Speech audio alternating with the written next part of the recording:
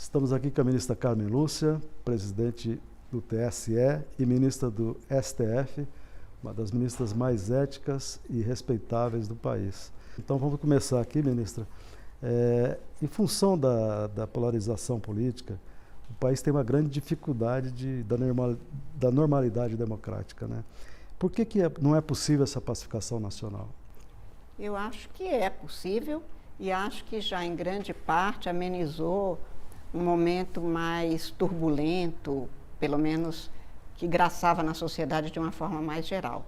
Acho que as eleições deste ano de 2024, que foram muito tranquilas e que aconteceram rigorosamente dentro do que se espera de um Estado democrático de direito, mostra bem a possibilidade de pacificação. Então, eu acho que o que há ainda são estes bolsões ou grupos que continuam, não sei se só aqui no Brasil, mas a nossa questão é no Brasil, ainda com esses espasmos de rumores excessivos, para além do que seria a mera crítica. Acho que é preciso a pacificação geral, mas eu acho que nós caminhamos para ela. A senhora falou da tranquilidade das eleições de 2024 e de fato foram, né, tranquilas as eleições, mas ainda tem esse embate que hora ou outra sempre surge entre a esquerda e a direita, bolsonaristas versus petistas. Agora, tem um grupo ligado ao ex-presidente que ainda defende a anistia. A senhora acha que a anistia deve prosperar? Acho que isso é uma questão que ainda hoje afeta outros espaços que não do judiciário. Congresso, a senhora disse. Congresso, basicamente. Eu acho que é nesse espaço que lá está se dando. Então, o que é anistia?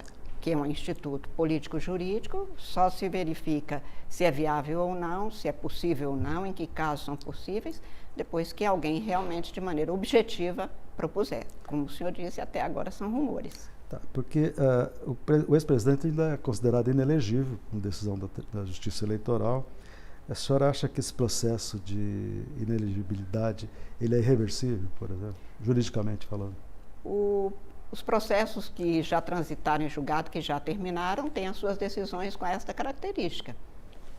Julga-se e depois do trânsito não há mais o que fazer sobre o assunto. Agora, em função desse acirramento que teve, até em função do golpe, que muita gente, né, que toda a imprensa divulgou, a senhora acha que esse acirramento pode levar a senhora ou a Justiça Eleitoral a tomar atitudes mais assertivas, mais graves, assim, no sentido de amenizar esses ânimos que estão a nível eleitoral, em termos de campanha? Não, a Justiça Eleitoral, como o Poder Judiciário em geral, e a Justiça Eleitoral é um ramo do Poder Judiciário, atua específica, rigorosa e objetivamente dentro da lei. Então, qualquer processo que ele chegue é julgado nesse sentido, nem maior rigor, nem menor rigor. A lei está para ser aplicada e o que nós, juízas e juízes, fizemos é exatamente isso. Aplicamos a lei aos casos que são submetidos. Não há nenhum afastamento da Justiça Eleitoral, nunca houve, e nem do Supremo Tribunal, do Poder Judiciário em geral, e vai continuar do mesmo jeito. Acho que não há o que mudar da conduta do Poder Judiciário, que é encarregado pela Constituição de aplicar a lei. Falando em justiça eleitoral, uma coisa que hoje em dia cada vez domina mais os debates e as ações, que é a inteligência artificial em todos os processos, né? Eu lembro que o ministro Barroso, quando era presidente, ele tinha um projeto de fazer cada vez mais a digitação da votação, inclusive até por mídias sociais, que não precisaria estar com a presença nas sessões eleitorais. A senhora acha que isso ainda é possível, resgatar esses processos, agora com a inteligência artificial mais presente na vida da gente? Acho que a inteligência artificial tem os seus benefícios, por exemplo, a rapidez com que nós podemos agrupar processos iguais e, com isso, dar uma resposta mais rápida à sociedade, que é uma das questões do Poder Judiciário no mundo inteiro, não é diferente no Brasil. Então, a inteligência artificial consegue essa identificação rápida, a digitalização, as tecnologias em geral oferecem isso. Os projetos que já foram apresentados sobre uma presença maior do que já é, e nós temos o processo judicial eletrônico, o processo de votação eletrônica, a urna eletrônica, Portanto, aproveitando todas as tecnologias que são disponíveis, mas o que nós buscamos é uma eleição sempre ágil, eficiente e segura. Segura para a eleitora, para o eleitor, para que ele tenha a garantia de que o que está na Constituição, que o voto é secreto e livre, se cumprirá. Então, os projetos que já foram apresentados até agora, como essa possibilidade que se aventou, por exemplo, de poder votar através dessas mídias. Até agora, não há segurança e, por isso, não foi adiante nenhuma proposta dessa natureza. Porque se verificou, né, que poderia haver alguma limitação à liberdade da eleitora e do eleitor, e aí se romperia exatamente o que a Constituição assegura como direito fundamental. O voto é da eleitora ou do eleitor na cabine, ele com ele mesmo, e mais ninguém. Até porque a urna eletrônica ela é segura porque ela não tem ligação com a internet de fora. Não tem, né, ligação com a internet, ninguém tem acesso, não há mão humana ali. A eleitora, o eleitor vota, o que ele decidiu estará na urna, o que está na urna vai ser lido também eletronicamente, sem acesso de nenhum ser humano. Isto é auditável. Nós temos um processo que passa por 9 etapas de auditabilidade e, portanto, esta segurança a eleitora e o eleitor brasileiro têm. Porque no ano da presidência do ex-presidente Bolsonaro, ele passou o governo dele inteiro, 4 anos, dizendo que as urnas não eram confiáveis, que seriam fraudadas, então aquela lorota que a gente sabe que nunca teve. Nosso sistema eleitoral é um dos mais seguros do mundo. Mais seguros do mundo. Mais seguro do mundo. Mas ele questionava isso e tal. E agora, nisso também implantou-se muita fake news, né? Ele, o grupo dele, de outras pessoas no mundo político. O senhor acha que as fake news precisam ser combatidas? É essencial? É essencial todo tipo de mentira que pode contaminar a liberdade da eleitora e do eleitor. Fake news tem uma possibilidade de alastramento de uma informação falsa, de uma desinformação, de uma mentira que leva a pessoa a não votar livremente com os dados que ela precisa de ter, com os fatos verídicos. Como a gente lembra, Sua Excelência, o fato precisa de ser respeitado. O fato é que há uma urna eletrônica auditável, segura, com um processo transparente, que é oferecida à eleitora e ao eleitor brasileiro e que é modelo para o mundo todo. Então, nesse sentido exatamente, é que toda fake news, toda possibilidade de contaminação e de viralização dessas mentiras comprometem a liberdade do eleitor. E isso é que não se pode permitir. Então, o que se pretende é exatamente que haja a regulação do setor para coibir, de alguma forma, essas mentiras. Aliás, essa legislação já devia ter sido feita no Congresso, né? E aí parou no Congresso. O senhor acha que o STF está na hora de assumir essa... O Supremo não assume alguma coisa pela ausência do outro. Apenas, com a legislação que se tem, nós temos o Marco Civil da Internet, há questionamentos que nos chegam. Como se sabe, o Poder Judiciário não age de ofício, nem age porque um outro poder não agiu. Sim. Não é nosso papel, não é o que se pretende, não é o que se faz. Porém, quando alguém ajuiza uma ação no Supremo, uma ação de controle de constitucionalidade, de validade, por exemplo, de uma norma, como é o caso do Marco Civil da Internet, o Supremo é obrigado, como todo juiz, toda juíza brasileira, obrigado a dar uma resposta, ou seja, julgar aquele processo. É isso que o Supremo pode ter que fazer, e fazendo, talvez haja pelo menos um caminho pelo que se tem de legislação, não suprindo ou entrando no espaço que não é do Supremo, que é o do Congresso Nacional. Essa é a área da política e o princípio é esse, de separação dos poderes com funções específicas. Eu queria fazer uma pergunta sobre o golpe, mas a senhora... o pessoal responde se a senhora achar que está à vontade para isso.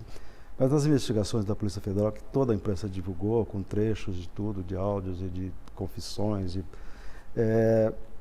aí era o plano de matar o presidente Lula, o vice, matar o ministro Alexandre, como todos os detalhes a gente viu lá. Agora, a senhora acha que a gente correu o risco sério de uma ruptura da democracia e até uma volta da ditadura, como já teve no passado? Houve esse risco? Acho que houve uma atuação indevida juridicamente, grave política e juridicamente, As instituições funcionaram, todas as instituições, o Poder Judiciário atuou, a estabilidade foi mantida e, como nós dissemos aqui no Supremo Tribunal Federal, a democracia ficou inabalada. Então, os riscos são riscos que a gente tem na vida quando se tem alguém que se contrapõe a isso que está estabelecido. Mas a democracia ficou inabalada e as instituições funcionaram, atuaram nos limites que a Constituição estabelece e continuam atuando desse jeito. Aliás, a democracia inabalada, inclusive, é o nome do livro que vocês lançaram sobre a invasão dos poderes de 8 de janeiro, né? Isso. Que foi muito importante esse livro. Vai ficar para a história essa a ministra Rosa Weber, que era presidente do Supremo, atuou com todos os ministros ao lado dela, nós todos estávamos juntos, como todas as instituições. Não foi só no Supremo, todos os poderes atuaram de maneira consentânea com a Constituição e, portanto, o risco que poderia se pensar em ter não prosperou exatamente pela atuação das instituições. Nesse caso ainda do golpe, falando isso, alguns militares de bom senso, como o comandante do Exército, Freis Gomes, e também do brigadeiro Batista Júnior, eles ficaram claramente contra o que estava sendo feito e por isso até que não deu certo esse golpe, né? O senhor acha que está na hora, por exemplo, dos militares não se envolverem na política, não se miscuírem na política? Acho que eles sabem, as instituições, especialmente as instituições militares, que são sérias e necessárias para o país, a despeito de ter um ou outro que atua em sentido contrário, sabe cumprir a Constituição e saberá cumprir. Tivemos aí um passe de um golpe que se falava até de fechar o Congresso, essa operação que eles tinham. O senhor acha que os envolvidos teriam que ser punidos exemplarmente, até para evitar impunidades, como a senhora mesmo fala, que a impunidade é uma coisa que depois forma outras ações criminosas, né? O senhor acha que tem que ter uma punição exemplar? Não, eu acho que no Estado democrático de direito, todo mundo que atua contra o direito tem que responder por isso. Todo mundo. Isso não é diferente. Tá. Como uma das ministras mais técnicas da Corte, que eu considero assim, inclusive, a senhora acredita que essas investigações e tal, pode levar à condenação de algum dos envolvidos? Deve? Pode? Não, todos os processos penais, e este é um deles, todos os processos penais que terminem com a comprovação de que tem havido atuação contrária ao direito, leva necessariamente à aplicação da lei penal, que no caso é condenatória. A senhora acha que esse processo, dessa trama do golpista aí, pode ser concluído no ano que vem, até em função de se dar uma resposta para a sociedade? Isso aí eu não sei responder. O relator, em geral, conduz e tudo é conduzido dentro do tempo do direito. O ministro Alexandre é o relator, só para o leitor saber, né? Isso. E o direito tem o tempo e é preciso que garanta todas as fases do processo, aí eu não sou capaz de responder. Até porque antes do processo do julgamento tem a denúncia ainda do PGR, né? Do Paulo Bonet, né? Do Ministério Público, tem a atuação das defesas, enfim. Um processo que pode... Não tem um prazo para terminar. Não, né? o tempo do direito é o tempo que tem que se cumprir tudo que se estabelece no processo penal. Não é que muita gente fala, não, isso pode contaminar o processo eleitoral de 2026. Não, o tempo do direito não é o tempo da política, mas a atuação do Supremo tem sido exemplar nesses casos, todos. A gente tem atuado, todos os presidentes atuam no sentido de cada vez mais diminuir o tempo de todos os processos. Não é diferente nele. Ministra Carmen Lúcia, a senhora como presidente do TSE, o que a senhora tem de projetos, de planos para que aumente cada vez mais a participação da mulher na política e nas eleições que vamos ter em breve aí? Como seria esse trabalho da senhora atrair a mulher para essa luta que a senhora sempre desenvolveu, que é a defesa da mulher? Olha, há uma participação irrisória ainda da mulher brasileira nos espaços ou chamados cargos de poder, e, portanto, essa é uma chaga que nós ainda temos na sociedade brasileira. Nós, mulheres, somos quase 53% do eleitorado, a nossa representação é ínfima no Congresso Nacional, nas assembleias. Nessas eleições de 2024, felizmente, nós tivemos um aumento, ainda um aumento muito menor do que a gente queria. 231 municípios, me parece, não sei de cor, vão ter pela primeira vez uma prefeita. De 5.500 e de pouco. 5.579 municípios. Há municípios onde não há nenhuma mulher nem na Câmara Municipal, o que significa dizer que nós estamos ainda muito longe. E o senhor falava das campanhas de desinformação. A campanha de desinformação contra a mulher é mais agressiva, desmoralizante, e ela é sexista. E ela não ataca só a mulher que queira participar da política, ela ataca a família, ela ataca o filho, a filha, o marido, os pais, o que significa realmente uma crueldade muito grande. Nós somos um país que tem ainda uma mulher sendo morta a cada 6 horas, o que é uma verdadeira guerra contra as mulheres. Então, isso que eu ia perguntar, como é que a senhora vê esse alto índice de violência contra a mulher, de feminicídio, assim, uma coisa que está saindo do radar do bom senso, né, da lógica? Como é que a senhora vê? O que podia ser feito? Uma campanha nacional? Nós estamos permanentemente em movimento contra isso, até porque isto é o retrocesso civilizatório. E, neste sentido, nós estamos caminhando para que, no próximo dia 10 de dezembro, que é o dia da Declaração dos Direitos do Homem e do Cidadão, da Declaração dos Direitos Humanos, da ONU, nós dizemos, a declaração é dos direitos das pessoas humanas, todas, homens e mulheres. Não é dos humanos apenas homens, é de nós humanas, todas. Sim. E, portanto, o que nós pretendemos é cada vez mais nos manter em movimento no sentido de humanizar essa civilização tão adoecida. O senhor diz, que se tem numa sociedade como essa? Uma doença. Sim. Matar ser humano pelo fato de ele ser o que ele é, mulher, é um escândalo, porque significa que nós não chegamos ao mínimo. Principalmente mulheres negras. Jovens, muito jovens, que apenas quiseram terminar um relacionamento, que querem ter um outro modelo de vida. Isso tudo, portanto, para dizer que nós estamos num adoecimento social que vai além do direito, além de tudo, e nós do direito estamos nos mantendo no sentido de fazer com que isto pare, com todas as formas de violência parem, porque a violência contra a mulher, como eu disse, atinge a família inteira, atinge os filhos, atinge os pais. E muito desses atos de violência vem da própria família, né? Dos maridos.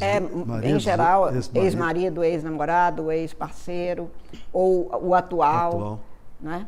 E é preciso que realmente a gente ostente. Vamos fazer um encontro no dia 10 no Tribunal Superior Eleitoral para conversar, nós mulheres, sobre o que fazer e como fazer junto com os homens, até porque esta causa não é uma causa das mulheres, é uma causa de uma sociedade civilizada e humana. Eu estou lançando um site que vai se chamar brasilconfidencial.com.br nos próximos dias, aí, semanas, e que a gente pretende abrir um canal para mostrar o Brasil econômico, a discussão política que vem por aí.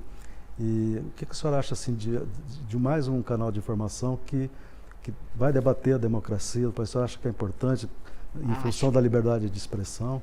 Acho da maior importância a atuação da imprensa.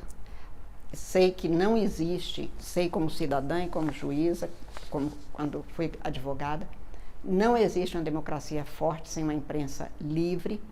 E quanto mais se pluralizam os espaços de informação para a cidadania, que é educativo, inclusive, é informativo, a Constituição garante o direito à informação livre da cidadania e o direito da imprensa também atuar livremente. E com as concorrências que a imprensa tem hoje, com plataformas e mídias oferecendo falsidades, mentiras, desinformação, quanto mais nós tivermos a democracia sendo oferecida em informações para a cidadania, mais possibilidade de forte sai essa democracia. Eu só tenho a parabenizar pessoas como o senhor que tem este empenho em ter mais um espaço para que o cidadão, a cidadã possa se informar. Espaço para a justiça sempre vai ter, porque nós sempre vamos estar do lado certo, e a senhora, como a todo o Poder Judiciário, sempre vai estar do lado certo. Pelo menos estamos do lado da Constituição. Sim, e ao lado certo, né? Que é o lado certo no Estado democrático. Obrigado, ministra. Foi um prazer ter com a senhora. Foi um prazer. Prazer foi meu de estar aqui com o senhor. Muito obrigada. Obrigado, ministra. Obrigado.